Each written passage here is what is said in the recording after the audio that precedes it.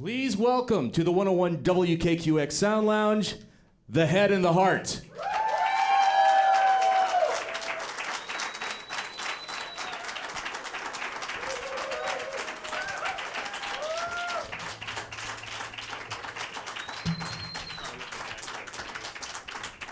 All right, guys, welcome to Chicago.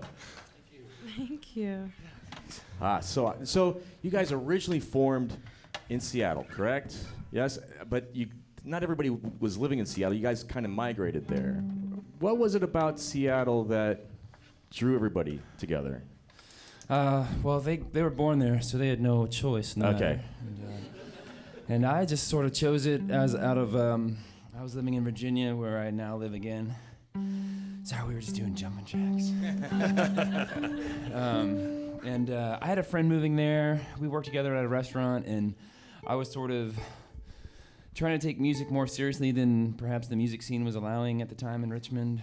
And she had a family member in Seattle with a free place to stay for a few months, and so it just seemed like the right, kind of why not? And it obviously paid off because It worked out, yeah. now you've got this amazing job.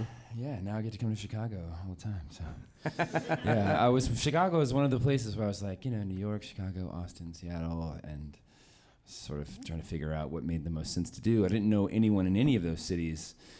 Seattle just gave me the free ride to get Isn't there, that weird? so. Because if you had come to Chicago, it would have been very, very different. This I wouldn't have know happened. these guys did not live there. So. So new album, Fate. Signs of Light, came out last month, and it's an awesome record. And it sounds, obviously, I like hearing the progression of the band over the years, over the three records. This one sounds a bit more, dare I say, upbeat, but even more electric. Yeah, definitely. Was that intentional? Was that were you the thought process going into this one? For me, anyways, electric guitar was something that I was getting more and more involved in and turned on by, but long before anyone heard it on the record, just because the way your band works when you're touring a lot, it just takes a while before you're able to actually, as a band, write songs, have new sounds come through, and have it be in the public hands. So there was enough time off this time in between records to experiment at home, without the pressure of being in the band.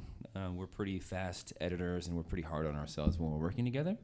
So you don't always get the time to make mistakes. And so when we had this time off, I was just spending a lot of time at home, just trying out new pedals and having fun, making all the wrong overdrive decisions, and then being like, but that's the one, Right. 2 months later without anyone else hearing it. So there was a lot of developmental stages that we were able to go through before getting back together as a band and being like, hey, what have you been doing? And all I'm just like, oh, nothing, just playing these sweet pedals.